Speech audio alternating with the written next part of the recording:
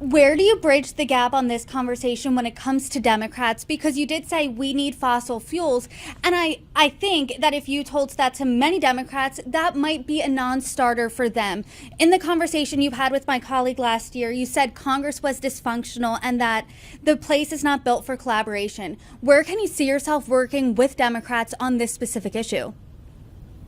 Well, I think there's been a lot of bipartisan conversations and in what I feel a come to Jesus moment around nuclear power. Even for the Democrats who want to have everything be electric cars, electric trucks, whatever the case might be. The problem you have with that is there's not enough baseload power on the electric grid to power all these new electric cars and everything else. So I think they're starting to realize the issue and what they want to see happen. And so they're starting to embrace nuclear power.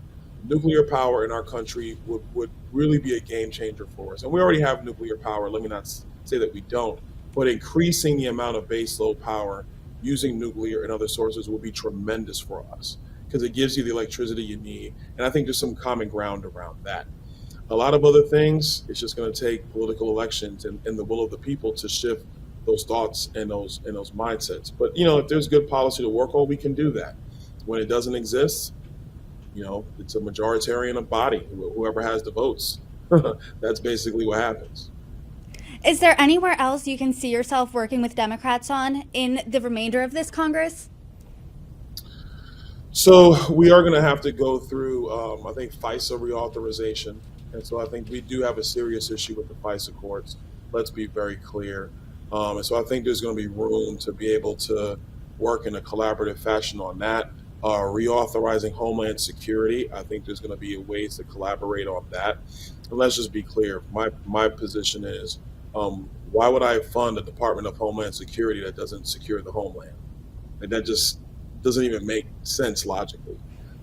So we got to find a way to make sure that we're doing all the things to secure the homeland. I think that's a place where Democrats and Republicans can actually work together. So I think there's some areas to do that. Those are the ones I can think of off top of mind.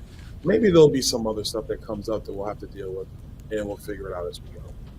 Can we talk a little bit more about specifically securing the homeland? Because I feel so lucky to have the opportunity to talk to both Democrats and Republican members of Congress. And in every single conversation, the idea of the border has come up. There's a crisis at the border is not secure. Both sides agree on that. So where can there be an understanding here of, hey, we do recognize a problem, here's how we fix it?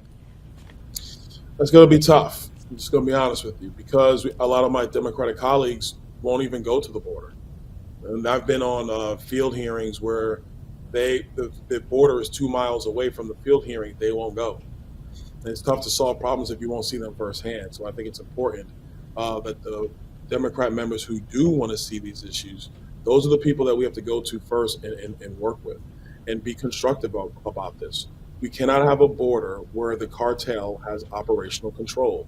And what a lot of Americans need to understand is that under Joe Biden's use of asylum, or his misuse of asylum, in my view, the drug cartels have operational control of our southern border. That's unacceptable, especially considering the amount of fentanyl that's flowing into our country. So I think there's ways to do this while understanding that, yeah, we have people who desire to come to the United States. Ronald Reagan said it best. Look, we can have our walls, but there should be doors for people with the means and the want and the desire to get here. But that's through an orderly legal process, not by abusing the asylum provisions of our laws.